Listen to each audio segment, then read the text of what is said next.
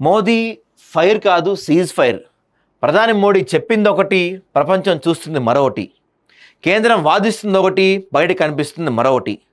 కాల్పుల విరమణ నిర్ణయం జాతిని ఎంత నిరాశపరిచిందో ఆయన చేసిన ప్రసంగం అంతకంటే ఎక్కువ నిరాశపరిచింది. ప్రత్యర్థి పాక్ని కాళ్ళబేరానికి రప్పించామని మోదీ చెప్పిండు, కానీ తామే గెలిచామని పాక్ ముందే అనౌన్స్ చేసుకుంది. ఉగ్రమూకలను తొలముట్టించామని మోదీ చెప్పారు, కానీ వాళ్ళు ఇప్పటికే పాక్లో బహిరంగంగా హ్యాపీగా తిరుగుతూనే ఉన్నారు. పాక్ కాళ్ళబేరానికి వచ్చిందని మోడీ చెప్పిండు, కానీ దాయాది ఇప్పటికే తగలెగరేస్తూనే ఉంది.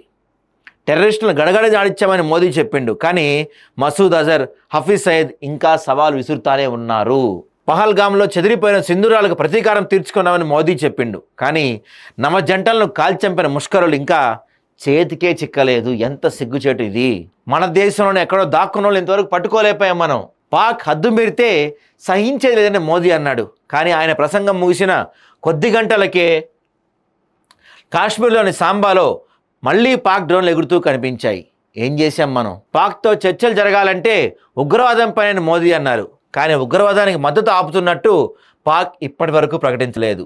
ఆ దేశ ఆర్మీ జనరల్లో ఉగ్రవాదుల అంత్యక్రియలకు హాజరై జాతీయ జెండాలు కప్పి మరీ సెల్యూట్ చేశారు. పాక్తో జరిగిన గత 4 యుద్ధాల్లో భారత్ పైచేయిని, పాక్ ఓటమిని ప్రపంచం కళ్ళారా చూసింది. కానీ ఇప్పుడు మాత్రం మోదీ చెప్తేనే వినాల్సిన పరిస్థితి తలెత్తింది.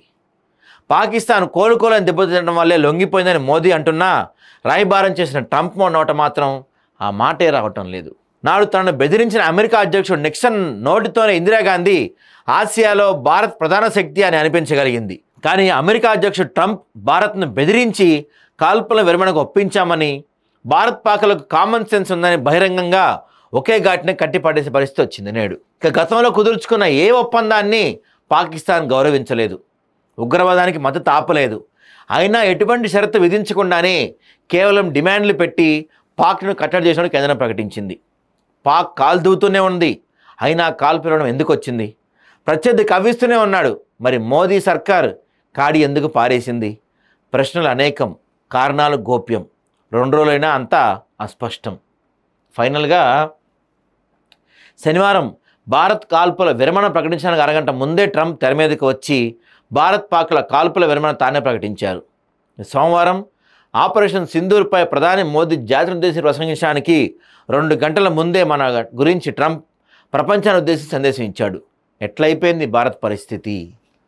అమెరికాలో తొడగొట్టిన మనం ఇప్పుడు ఎందుకు నిజంగానే అమెరికా యొక్క ట్రేడ్ అంటే మనతో వాణిజ్య ఒప్పందాలు చేసుకోరేమో అన్న భయంతోనే ఆగిపోయామా? అదే నిజమా? చరిత్ర మర్చిపోదు మోడీ గారు. మీరు చరిత్రకి సమాధానం చెప్పాలి, జాతికి సమాధానం చెప్పాలి, భారతదేశానికి సమాధానం చెప్పాలి. చరిత్రలో ఇదొక మచ్చగా మీ మీద, మీ ప్రభుత్వం మీద మిగిలిపోద్ది. ఖచ్చితంగా గుర్తుపెట్టుకోండి. ఎటువంటి డౌటే లేదు దీంట్లో. ఎందుకు భారతదేశం ఇప్పుడు సీజ్ ఫైర్కి అంగీకరించింది? గెలిచడానికి మనం దగ్గరలో ఉన్నా కూడా భారతదేశం ఎందుకు వెనకడుగేసింది? అసలు మనకి పాకిస్తాన్ గొడవలో అమెరికా ఎందుకు ఇన్వాల్వ్ అయింది? ఆడెవడు అసలు? వాడి మాట మనం ఎందుకు విన్నాం? ఇవన్నీ మీరు సమాధానం చెప్పకపోతే ఖచ్చితంగా భవిష్యత్తులో చరిత్రలో ఇదొక బ్లాక్ మార్క్గా మీ మీద మిగిలిపోద్దంటంలో డౌటే లేదు మోడీ గారు.